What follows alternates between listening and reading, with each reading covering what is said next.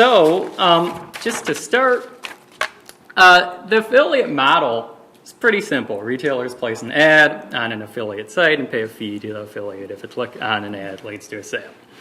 So, that's the only connection that an affiliate has to a retailer. So, Steve, why is this the approach that states are going after in order to collect online sales tax? Well, it's kind of hard to understand the whole landscape of these laws and how they impact you. I think of it very practically. Raise your hand if you've ever bought something online. Okay, now, everybody put their hands down, remain perfectly still to the next question, don't answer it. How many people have filed all their use tax returns associated with their purchases online? Because, of course, we all know that if you buy something out of state and don't pay sales tax, but you use it here in Illinois or whatever state you reside in, they have what's called a use tax, and you actually have to file a use tax return and pay the equivalent tax for your use of that good or product in your home state. So there's really only two answers to that question. Yes, may I file another, or I plead the fifth on the grounds that the answer may incriminate me. Probably the most famous case out there on sales tax evasion was Dennis Kowalski's case. He bought about $14 million of artwork, had it shipped to New Hampshire where there's no sales tax, and then New York came back and said, in addition to looting Tyco International, the company you used to work for, you forgot to pay your sales tax in New York because you're using that artwork in New York, and we're going to assess $3 million in unpaid tax. And I don't think they actually criminally prosecuted him for that, but he is serving time for all the other things he did. So the states have a dilemma. They're having a hard time collecting all that sales tax from you, or that use tax from you. And, as Zach pointed out, the Quill case prevents them from imposing that obligation on somebody who lives out of state. They can't get it from you, so that's where you come in. You guys are the lucky poster childs for creating Nexus among all those out-of-state retailers. Because of your economic presence or your physical presence within a state, states have adopted this affiliate tax law to say, let's use these guys as a way to create a physical presence in a state that's sufficient to hopefully withstand a constitutional challenge to impose a tax collection obligation on out-of-state retailers. So it's a tricky way to rope in these out-of-state retailers. Is it constitutional? I don't know. There's a lot of people who would argue that it's not constitutional. There's a lot of people who are saying that these states are just simply passing this law to wreak havoc on everybody's retail lives and their collection and reporting obligations. And by wreaking havoc, that will force a national solution. So the long answer to your question, I think, is that you're trying to force a national debate when no one would otherwise stand up and say, let's do a national sales tax, or let's have a national solution in a political environment that doesn't usually get you elected to talk about new taxes and imposing collection obligations. So I guess that leads right to my next question. And so what's the likelihood that a national sales tax, with just the word tax in it in this political environment is tricky, could pass?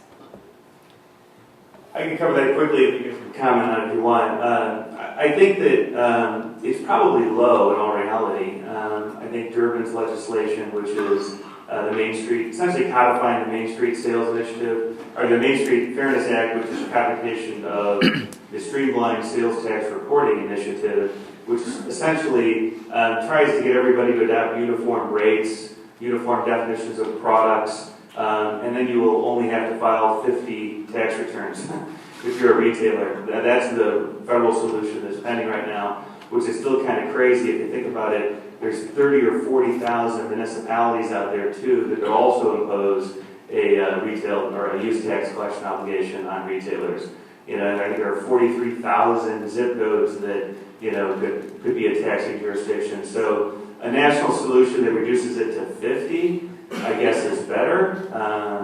Frankly, a federal sales tax would probably be a whole lot easier, and then just remit some portion to the states so they can fight over it among their municipalities however they see fit. But I think that Amazon has kind of pushed off the debate to a federal solution just to buy themselves a year to figure out what the heck they're going to do. I don't think they really think that Durbin's bill has a chance of passing. I think that it's more likely that a national sales tax passes than the Durbin solution. That's just my opinion. I would probably agree with that to some extent. I've actually been working with the Senator Durbin's office trying to come up with some kind of solution for this due to the fact that so many of the state level bills have been causing problems in the affiliate marketing industry, which is my industry. We wandered down to DC at one point and tried to have a conversation about it. And he said, this is the first time anybody's come down and talked to us from the affiliate marketing industry. And this was kind of a moment of truth for me because I found it extremely interesting that amongst all of us and an even larger industry in this country, nobody had ever gone to talk to somebody at the federal level about the solution. And so while I agree that it's probably not likely that in its current form this bill is going to pass, as with all things Washington, it depends on who's getting lobbied and for what. And so I would argue that this industry, the affiliate marketing industry, the advertising industry, everybody needs to get behind some kind of federal solution because the state level ones are absolutely killing us, as anyone knows who's from Illinois. There are possibilities of a federal solution. The streamlined sales tax probably won't go too far, but there are others.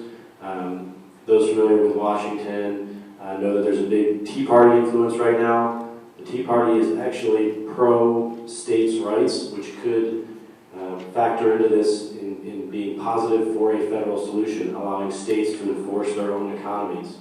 There are solutions such as the source tax, which has been brought up. I call it the source tax. I don't have any idea what it's really called. But the idea is that if you purchase something from Amazon, Amazon's based in Washington State, you pay Washington sales tax as opposed to Illinois sales tax. That might sound a little weird, except for the fact that if you were to visit Washington and go to Amazon, if that were possible, if you were to go there, you would pay Washington sales tax. So the concept isn't that wonky, but there are solutions that are out there. The bottom line is, as an industry, we have to find a solution to this problem within the next year or two. California has a year worth of reprieve. Amazon got that done. Probably for their own interest, because I think they're moving into California is the idea, but we only have about a year or two before things are really going to get crazy on the state level. So I would encourage not to give up on a solution like that, even though I agree it's got a long way to go.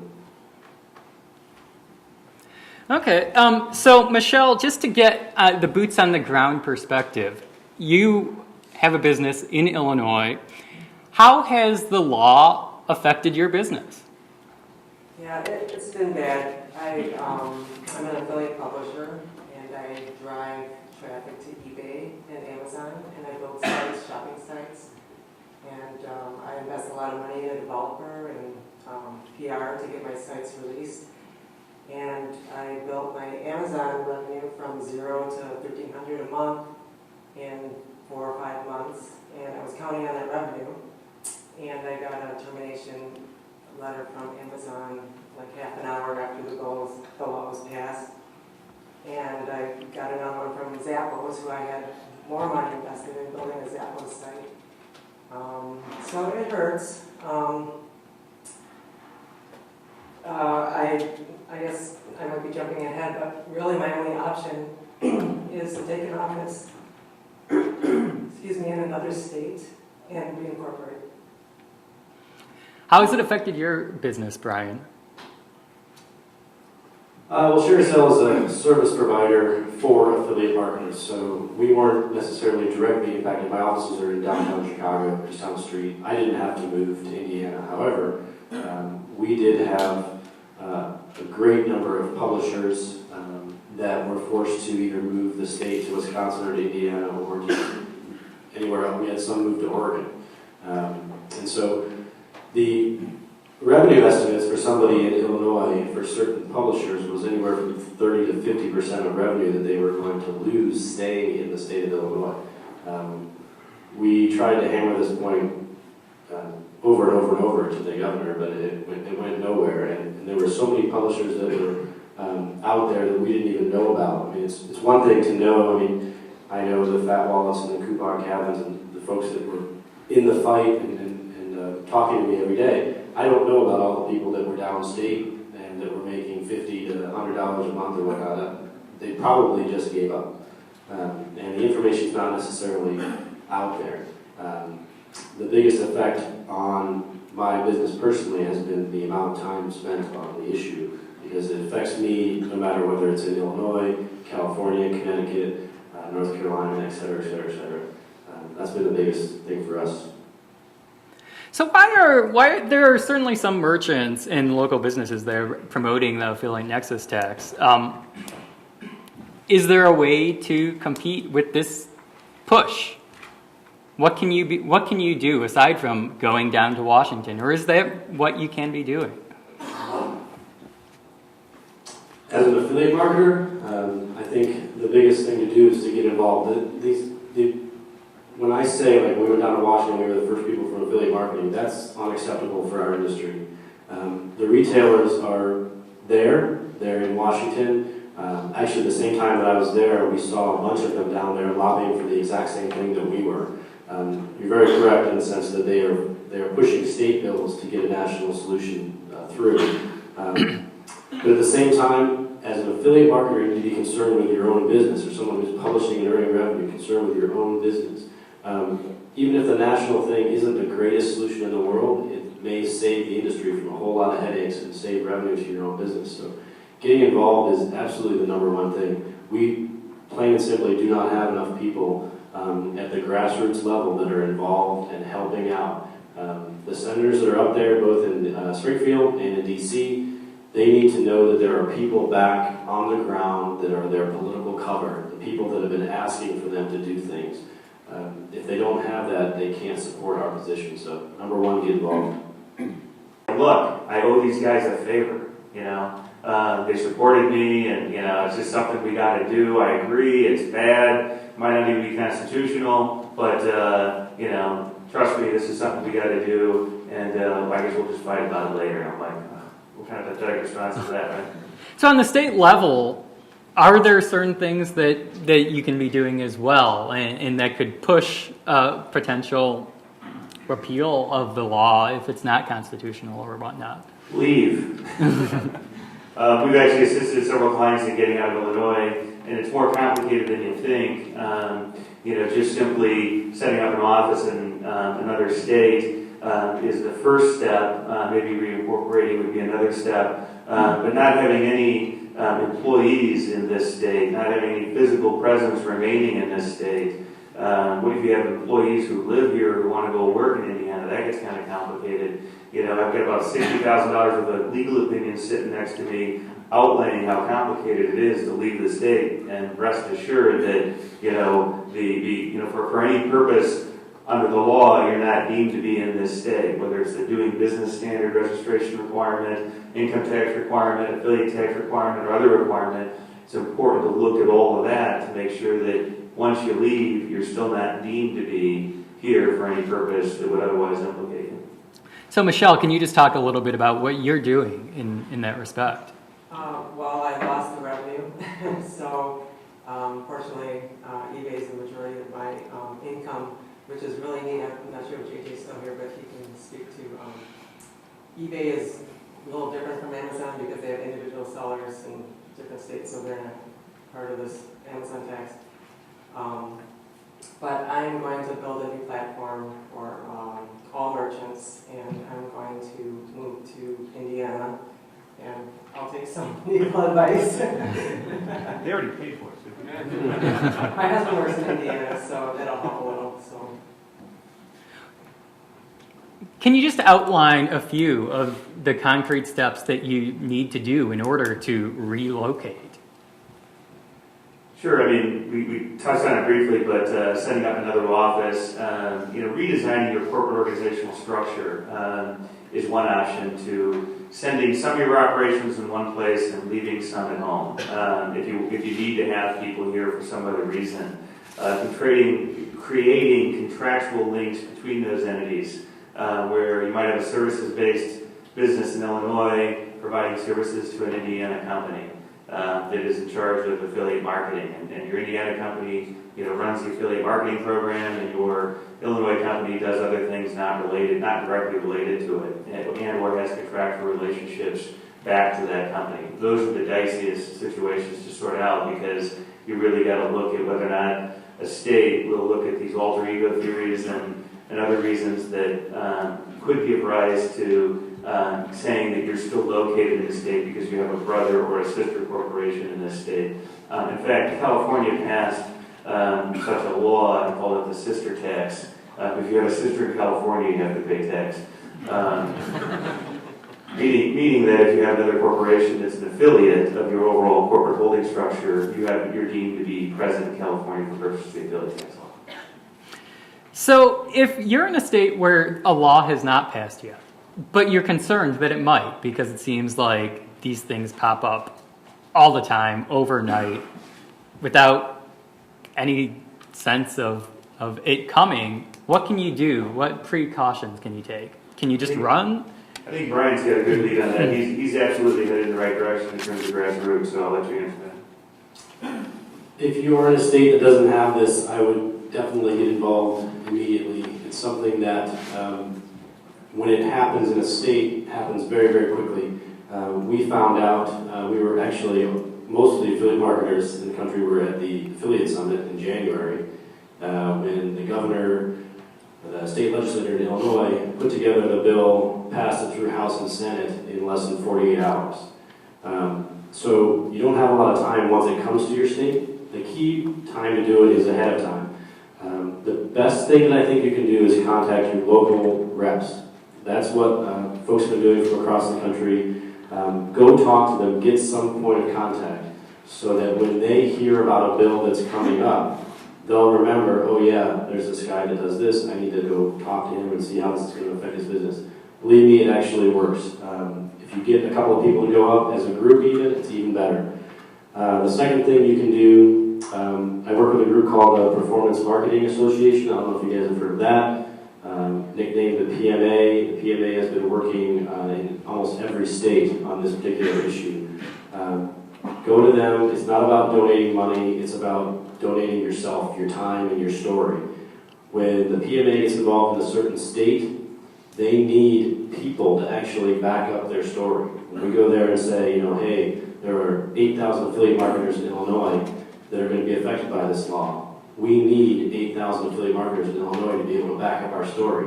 When we go in there and only have 2 people that are willing to send a letter or to contact, that doesn't work. Because the retailers are a very, very strong opponent.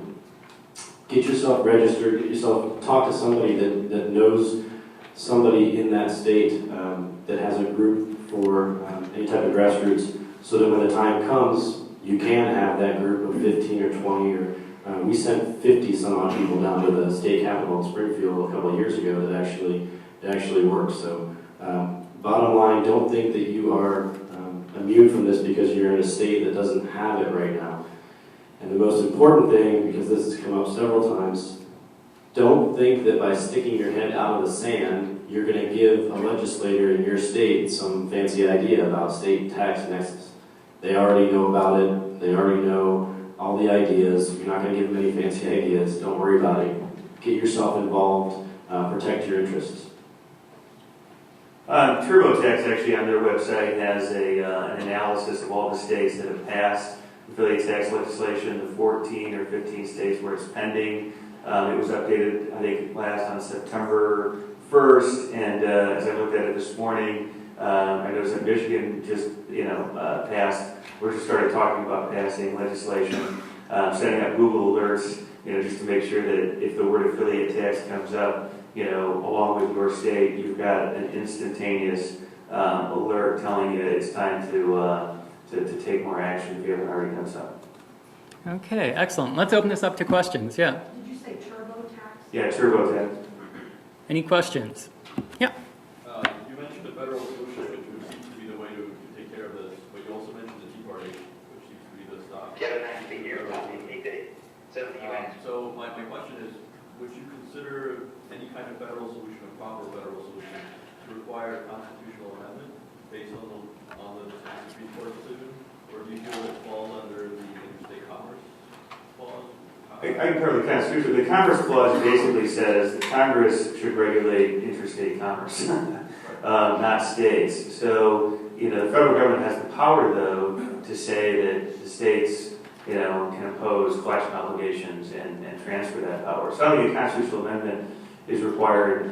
Just federal legislation is required to create a solution so that it's constitutional. But how does that work with the Supreme Court decision that essentially ruled that the states cannot handle this, and so that would also fall due?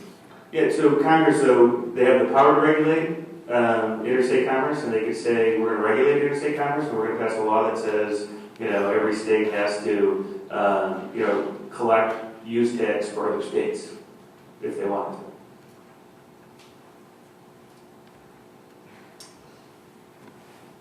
With regards to the Supreme Court decision, and remember that he's much more qualified to talk about this than I am, but from what we've been researching, there's a misunderstanding. The Supreme Court decision isn't saying that this is totally unconstitutional, you cannot do this. What it said, from what I understand, is that under current climate, you cannot do these certain things. So under the current climate of 1992, because of the complexity of sales tax collection, a state cannot require this. However, Congress can act to change this by doing things like streamlining or removing the obligations that were what the Supreme Court saw were the problems in the current climate.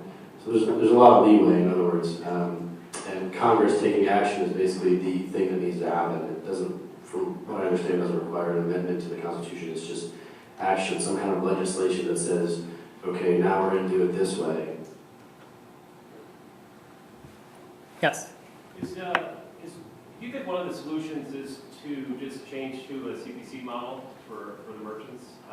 It's interesting as the law is passed in California, we have gotten notices from some of the big retailers saying, we're just going to switch this over to an eBay-esque CPC based on quality. What would happen if the merchants paid out a CPC for these based on some sort of quality metric, and is that another way out of this affiliate mess? Seeing as if they go after the CPC base, you think that Google would probably have enough power to kind of weigh in and sway people the other way. Just want to get your thoughts on that. If I could go briefly, I don't personally think it's a solution because of the way the laws are written. The laws are written with regards to compensation based on a kind of knowing that sale occurred. So if you have a CPC model that's backed out in any way based on sales data, I think that puts you into a problematic area. If it's straight CPC the way they're written, maybe. But I'm also not willing to give up on the performance model in our industry, so I personally would want to go against that. But I think it would have to be straight to CPC. Yeah, I would agree. I mean, advertising generally is constitutionally permissible. You can advertise on TV and advertise effectively in all 50 states and then not be subject to the regulation of all 50 states just because you're advertising. I think a CPC model is essentially trying to say the same thing. People are advertising and there's no different. It's not any different than TV advertising, but to the extent that it's more complicated than that and it's regular and it's continuous and it's tracked and there's a lot of analytical data that goes into calculating the rates, the cost per click, to the extent that, let's say, you change it every day based on the sales performance of last week, I think you're creating a, what looks and smells like a duck that somebody's going to say is a duck. Yeah, in back. What about, I was going the opposite direction, actually encouraging as many states as possible to enact this kind of Nexus tax. That way, Amazon's got no choice to compete with it. Would that not maybe be a little bit easier to affect? And if Amazon's got no choice because there's so many states that have it, then the bottom line affiliate market isn't going to have a problem anymore. If it all happened instantaneously, where every state passed this law at the exact same moment, I think that you could get away with that. The problem that we have been seeing is that as each state goes, retailers, and it's really not just about Amazon, there are thousands of retailers, but it so harms the affiliate marketers in those states to a level that we don't really even know, as I was alluding to earlier. The biggest affiliates, the ones that have companies and lawyers and all this kind of stuff, they can move and wiggle and play with that stuff. The smaller affiliate, home-based affiliate has almost no option. They're simply terminated from programs, revenue is lost because of the fact that retailers can move from state to state. Amazon's argument is a constitutional one, and their behavior is, I think, a little bit different, as you alluded to, but I think it would have to happen instantaneously in order to be successful. If there's one state, 5 states, it's not going to work that way, in my opinion. Well, just think of the filing obligation too. At a minimum, you're at 44 or 45 states, probably 45 states. There's 5 states that don't even have sales taxes, so they're not going to pass an affiliate tax. You've got reporting obligations now as a retailer in 45 states, and if the affiliate tax law is lawful, then there's no reason why a municipality can't pass a collection tax obligation and say, for all sales occurring in Hinsdale, Illinois, you also have to pay a 2% sales tax for anybody that you sell to in Hinsdale. And then the problem compounds by 30 or 40,000 municipalities. It becomes unreasonable. So I think the quick answer is it's probably easier to lobby Congress for one law than 45 states or 50 states for 50 laws. I think we have time for one more question. Do you guys notice any of your clients or people you're working with incorporating in those 5 states that you mentioned don't even require a tax and probably won't further seek to enact that tax as well? Sure, I can tell you what I have to tell you. No. Really, incorporating in a state, is one step. Saying that we're from this state, but it's really about your physical presence and where your people are, and where your offices are, and where your connections are, and determining whether or not those connections with a state, create sufficient nexus to be able to regulate you. Right? So that's why it's just more complicated than that. Having a conference in Chicago is nexus to Chicago and the state of Illinois. Does that in and of itself create an economic presence or a physical presence sufficient to allow a state to be able to regulate it? Because they could pass a law that says, if you have a conference in Chicago, you're subject to sales tax collection obligations, similar to the affiliate tax. We've had people move. I think there have probably been a few people that have tried to skirt the law and incorporate it in other states, not that I'm aware of, but it's probably happened. And I've physically known people that have just picked up and moved to Oregon to get away from this because they didn't want to move to Wisconsin because you never know what's going to happen in Wisconsin next year or Indiana, Michigan, or whatnot. They just moved to Oregon because they knew the likelihood was fairly low that there was going to be a giant sales tax push in Oregon. But yeah, we've seen a lot of moves. And if you're incorporated there, you're definitely there. So if you're incorporated in Illinois, you're a resident of Illinois for corporate tax purposes. Thank you. Okay, excellent. I think that's it.